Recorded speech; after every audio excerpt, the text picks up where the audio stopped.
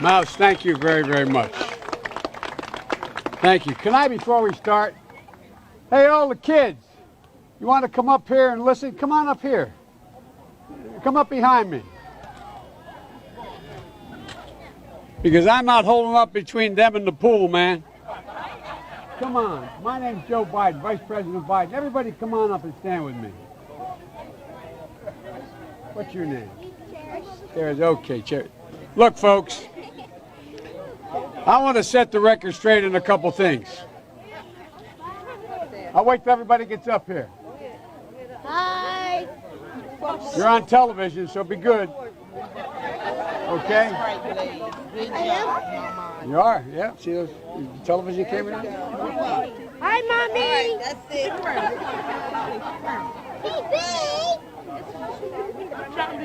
All right. Can everybody be quiet for just a minute? You're on TV, so you got to be quiet a little bit.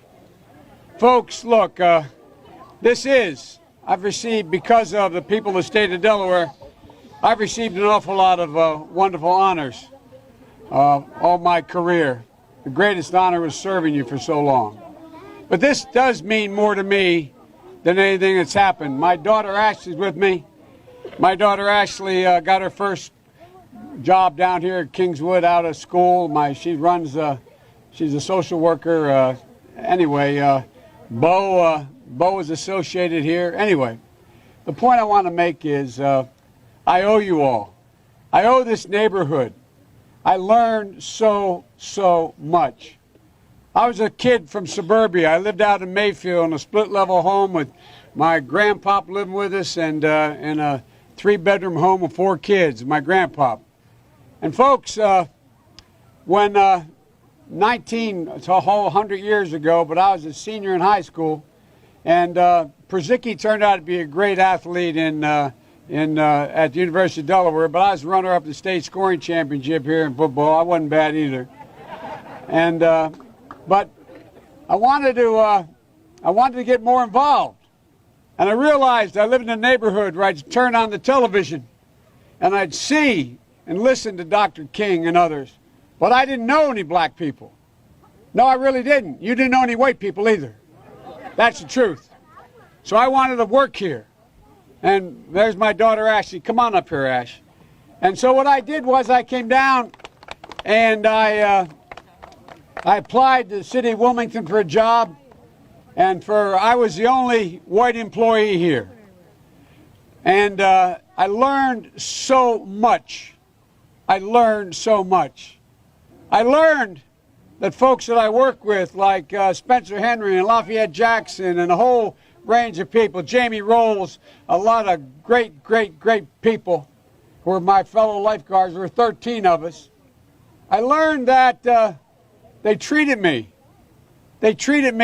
as an equal. We used to go in what was not as modern as that. We used to go in the key room at lunchtime after a free swim and sit on the floor because it was nice and cool. And remember Boom Boom Cannon and a few other guys that worked here as well. And we'd sit there and we'd talk, and they'd ask me questions because I really was the only white guy they really knew. And they'd ask me questions about everything, things that just startled me. I remember one time, I won't mention which lifeguard, said, "Do I have a jerry can, a 5-gallon can for gasoline?" And I said, "No, I don't." I said, "But what do you need it for?" He said, we're going down to see my grandmama in North Carolina. We can't stop at most gas stations. They won't let us stop at most gas stations. I learned a lot. And I learned that it makes a difference. This was the diving board area, and I was one of the guards, and there was a 3-meter board. And if you fell off sideways, you landed on the darn cement over there. And Corn Pop was a bad dude, and he ran a bunch of bad boys. And I did, and back in those days, to show how things have changed, one of the things you had to use, if you used pomade in your hair, you had to wear a bathing cap. And so he was up on the board, wouldn't listen to me. I said, "Hey, Esther, you, off the board, or I'll come up and drag you off." Well, he came off, and he said, "I'll meet you outside." My car, this was mostly, these were all public housing behind it. My car, there was a gate out here. I parked my car outside the gate. And he said, I'll be waiting for you. He was waiting for 3 guys in straight razors. Not a joke. There was a guy named Bill Wright, Mouse, the only white guy, and he did all the pools. He was the mechanic. And I said, what am I going to do? He said, come down here in the basement where mechanics, where all the pool filter is. You know the chain, there used to be a chain that went across the deep end. And he cut off a 6-foot length of chain. He folded up, he said, you walk out with that chain. And you walk to the car and say, you may cut me, man, but I'm going to wrap this chain around your head. I said, you kidding me? He said, no, if you don't come back. And he was right. So I walked out with the chain.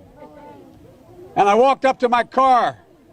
And they had, in those days, you used to remember the straight razor. You'd bang them on the curb, get them rusty, put them in a rain barrel, get them rusty. And I looked at him, but I was smart then. I said, first of all, I said, when I tell you to get off the board, you get off the board, and I'll kick you out again, but I shouldn't have called you Esther Williams. I apologize for that. I apologize, but I didn't know that apology was going to work. He said, you apologize to me? I said, I apologize for that, not for throwing you out, but I apologize for what I said. He said, okay, close the straight razor, and my heart began to beat again. I came down here because I remember the first bumper sticker I saw that made me aware when I was in law school. Proudly for Holloway. Proudly for your dad. First African-American state senator in the state of Delaware. Everything about. And by the way, you know, I sit on the stand and it get hot. I got hairy legs that turn blonde in the sun. And the kids used to come up and reach in the pool and rub my leg down so it was straight, and then watch the hair come back up again. They'd look at it. So I learned about roaches. I learned about kids jumping on my lap. And I've loved kids jumping on my lap. And I tell you what, the men, they're now all men, the guys I work with down here, and they're all guys at the time, they're all good men. Most of them made an awful lot of themselves. And Earl Larkin had a rough time. And some of you knew Earl. I came back as a public defender. I came back to Delaware and I got a fancy job with the oldest law firm in the state. But the city was burning. It was burning down here. And I couldn't do it. So I quit and became a public defender. And the first trial I had, I walked into court as a public defender with another guy named Eddie Sobosinski, a defender. I'd only been admitted to the bar 1 week. And Earl Larkin was in chains around his ankles and on his wrist, and they were chained together, so on a belt. And he said, who's going to try the Larkin case? I just got started. And he was aptly named. His name was Judge Stiftel. And he said, Sobosinski said, well, that's my colleague. He just joined the public defender's office. He said, will you in fact defend him? So she turned to Larkin and said, he'll defend you. I said, whoa, Your Honor. I know nothing about the case. He said, I'll give you till tomorrow, but you draw the jury today. And he looked at Larkin and he said, you mind if he represents you? And I'll never forget what he said. I learned a lot. He said, and I mean it sincerely. He looked at me and he said, one hunky's just as bad as any other. I'll take whoever you send me. And here's what I want to tell you about Earl. Here's what I want to tell you about the neighborhood and the heart.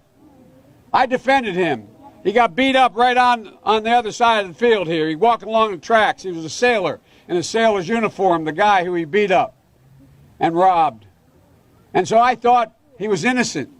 I kept the jury out 5 hours, but they convicted him. And I felt so bad. So I go down to the old prison all the time.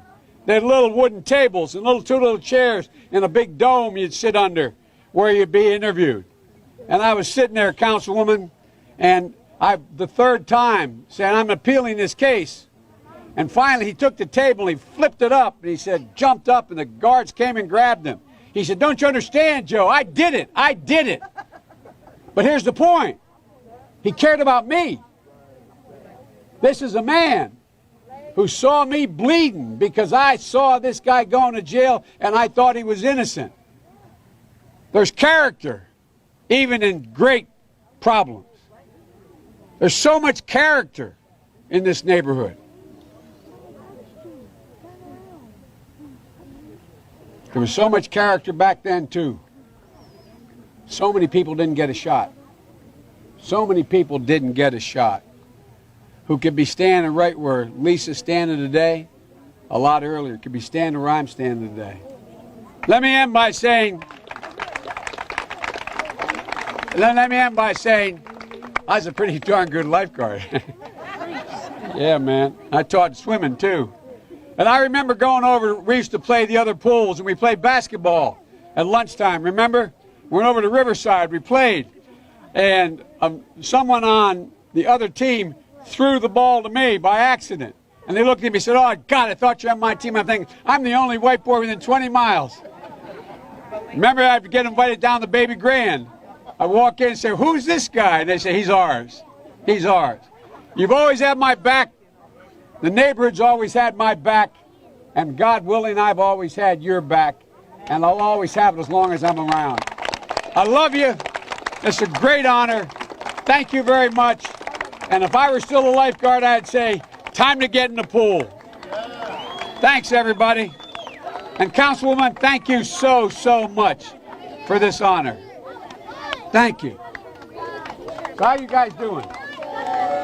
Who here is going to be president someday? Raise your hand. All right. I'll tell you one more story on the way out. You know what? There was a guy, when I first started, black folks weren't even allowed to vote very much, very easily. That's how long ago it was. And guess what I got to do?